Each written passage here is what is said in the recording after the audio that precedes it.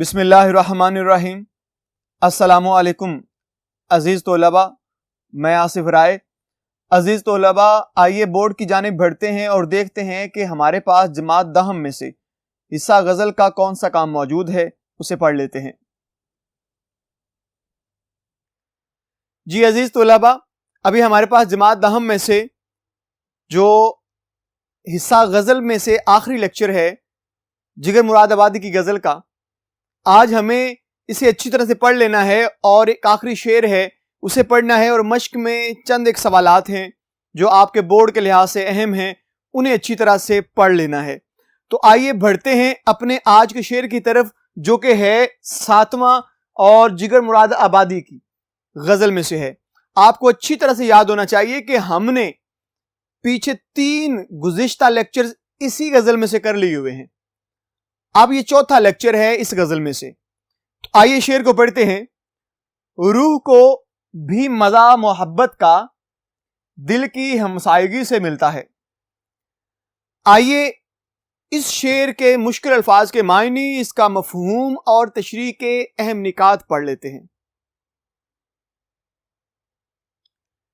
دیکھیے گا ہمارے پاس اس وقت الفاظ کے معنی موجود ہیں: مزہ، لطف، محبت، الفت، ہمسائیگی، پڑوس، پاس کا مکان، یا جو آپ کے بالکل ہمسائے میں رہتا ہے، اس گھر کی اور آپ کے گھر کی دیوار ایک ہے، اسے کہتے ہیں ہمسایہ۔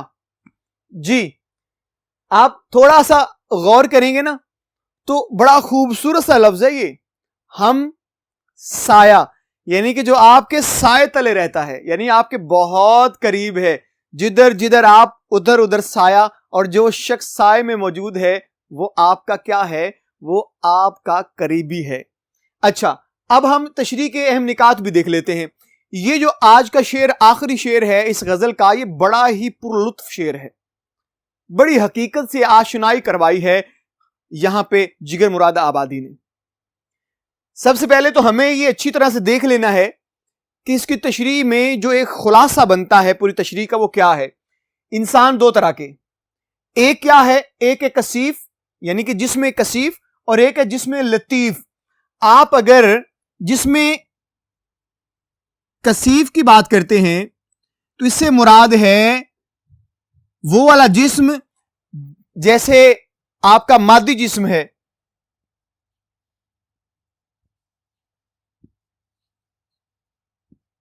اور ویسے اگر آپ دیکھیں تو یہ کثیف کا مطلب جو اپنا لغوی معنی ہے وہ ہے گندا، میلا، یا آپ کہہ لیجئے برا۔ جسم کثیف مراد ہمارا جو پورا جسم ہے، روح کے بغیر جو پورا جسم ہے، یہ کیا ہے؟ خاک، مٹی۔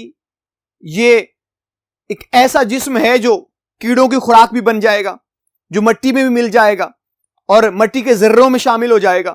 یہ کیا ہے؟ یہ ایک سادہ سا جسم ہے جسے وہ کہہ رہے ہیں جسم کثیف ہے۔ کثیف کہتے ہیں گندے کو، یعنی کہ ہمارا جسم جو ہے یہ روح کے بغیر گندگی ہے اور کچھ نہیں ہے۔ بات کرتے ہیں جسم لطیف کی۔ میرے بیٹا یہ لفظ جو لطیف ہے اس کا مطلب ہوتا ہے پاک، خوبصورت، عمدہ، یا اور بھی اس طرح کے ملتے جلتے الفاظ۔ اب یہاں سے لطیف سے مراد ہے آپ کی روح۔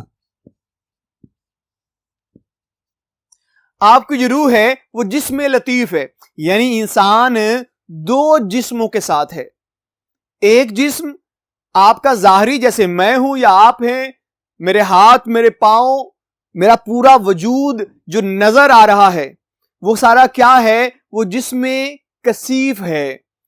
اس کے اندر جو سمائی ہوئی روح ہے، میرا دل دھڑک رہا ہے، میری سانسیں چل رہی ہیں، میری شریانوں میں خون گردش کر رہا ہے، میرے اندر ایک زندہ انسان موجود ہے، وہ روح ہے۔ مراد شاعر جگر مراد آبادی نے یہاں پہ 2 چیزوں کا بڑا خوبصورت ترجمہ کر دیا ہے، تو اس کی ترجمانی ہم بھی کریں گے، لیکن پہلے ان دو چیزوں کو ذہن نشین کر لیجئے کہ انسان کا جو جسم ہے وہ دو چیزوں سے تخلیق پایا ہے. ایک جسم کثیف ہے، مراد آپ کا ظاہری جسم ہے جس سے لوگ آپ کو دیکھ لیتے ہیں، اور ایک جسم لطیف ہے، وہ جسم جو نظر نہیں آتا، مراد اسے روح کہتے ہیں. آئیے اس کی مزید تفصیل کو پڑھ لیتے ہیں. جی عزیز طلباء، دیکھیے گا ہمارے پاس نقطہ ہے روح اور جسم کا چولی دامن کا ساتھ. جس طرح ہم نے ابھی بات کی ہے کہ روح اور جسم جو ہے یہ آپس میں اکٹھے ہیں. دیکھیں، روح ہے تو جسم ہوگا، جسم ہے تو روح ہونا لازم ہے. یہ دونوں چولی دامن کا ساتھ رکھے ہوئے ہیں. آپ کے جو جسم میں روح موجود ہے اس کا پاک ہونا بھی بڑا ضروری ہے. جب وہ پاک ہوگی تو اس کی پاکی آپ کے پورے جسم کو مہکا دے گی. اور آپ کی اگر روح پاک ہے تو آپ کا دل، آپ کا من، یہ پاک ہونا ضروری ہے. اگر آپ کا دل پاک ہے تو خدا کا گھر ہے وہ. اب دیکھیں، خدا آپ کے گھر میں بستا ہے، آپ کے دل میں رہتا ہے، لیکن اللہ کہتا ہے میں پاک ہوں، پاک چیزوں کو پسند کرتا ہوں. جیسے کہا جاتا ہے کہ اللہ جمیل ویحب الجمال، اللہ خوبصورت ہے اور خوبصورتی کو پسند فرماتا ہے. اب آپ کی روح کا پاک ہونا بڑا ضروری ہے، آپ کے دل کا، من کا پاک ہونا بڑا ضروری ہے. پھر یہ جو جسم ہے یہ پاک ہے تو روح پاک ہے. جب تک یہ دونوں پاک ہوں گی تو آپ کا خدا جو ہے وہ آپ کے من میں موجود ہوگا. اس کے بعد انسانی دل خدا کا گھر. اب دیکھیں، جس طرح سے ہم ہمسائے کی بات کر رہے ہیں، شاید کہہ رہے ہیں کہ دل کو ہمسائیگی سے جو ہے وہ لطف آتا ہے، مزہ آتا ہے. جب آپ کا من ٹھیک ہے تو اس کے ہمسائے میں جسم ہے، جسم ٹھیک ہے تو اس کے ساتھ آپ کی روح ہے. یہ دونوں ہی اگر پاکیزہ ہیں، پاک ہیں، تو آپ کا خدا آپ کے قریب ہے. جیسے ہمسائیگی میں مزہ آتا ہے، ہمسائیگی میں دل خوش رہتا ہے، تو دل خوش تب ہی ہوگا جب آپ کا جسم پاک ہوگا، آپ کی روح پاک ہوگی. ان دونوں کا پاک صاف رہنا بہت ضروری ہے. جگر مراد آبادی یہ بتانا چاہتے ہیں کہ اگر آپ خدا کا قرب حاصل کرنا چاہتے ہیں تو آپ کو کیا کرنا ہوگا؟ آپ کے جسم کو پاک رکھنا ہوگا، آپ کو اپنی روح کو پاک رکھنا ہوگا. جی آئیے بڑھتے ہیں اس کی مشق کی طرف. مشق میں اس کے 3 سے 4 سوال ہیں، انہیں پڑھ لیتے ہیں. سوال نمبر 1، اس غزل کے مطلع کی نشاندہی کیجیے. اس کی غزل کا مطلع یہ ہے، آدمی سے ملتا ہے دل مگر کم کسی سے ملتا ہے. یہاں پہ دیکھیے گا مطلع یہ کیوں ہے. ایک تو ہم نے یہ دیکھا آدمی کسی سے ملتا ہے، یعنی اس میں قوافی بھی موجود ہیں، اس میں ردیف بھی موجود ہے. ردیف کہتے ہیں ایک ہی طرح کے الفاظ، اور قوافی کہتے ہیں ہم آواز الفاظ. یعنی کسی آدمی، یہ ہم آواز الفاظ ہیں، یہ قوافی ہیں، اور سے ملتا ہے یہ ایک ہی طرح کے ہیں، یہ ردیف ہوں گے. جی پیارے بچوں، آئیے آگے بڑھتے ہیں اور دوسرا سوال پڑھتے ہیں. سوال نمبر 2 ہے ہمارے پاس، پھولوں کا رنگ ہنسی سے ملنے کا مفہوم واضح کیجیے. جواب، محبوب کا حسن لاجواب ہے، وہ اس قدر خوبصورت ہے کہ وہ مسکراتا ہے تو ایسے لگتا ہے جیسے پھول مسکرا رہے ہیں. سوال نمبر 3، ہوش اور بے خودی کے ملنے سے دنیا کے کاروبار کیسے سنورتے ہیں؟ جواب، انسان جب ہوش و حواس میں رہ کر اپنے اندر جذبہ عمل پیدا کرتا ہے تو دنیا کے کام کاج سنورنے لگتے ہیں. جذبہ عمل ہی کامیابی کی ضمانت ہے. سوال نمبر 4، مطلع میں کس حقیقت کی طرف اشارہ کیا گیا ہے؟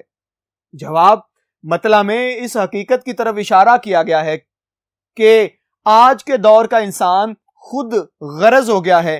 وہ بناوٹ کا لبادہ اوڑے ہوئے، لبادہ کہتے ہیں لباس کو، بظاہر تو لوگوں سے ملتا ہے لیکن دل سے نہیں ملتا. جی عزیز طلباء، ابھی ایک سوال ہمارے پاس اور موجود ہے، اس کا جواب بھی ہمیں پڑھنا ہے. آئیے چلتے ہیں پہلے بورڈ پر اور اس کو پڑھ لیتے ہیں.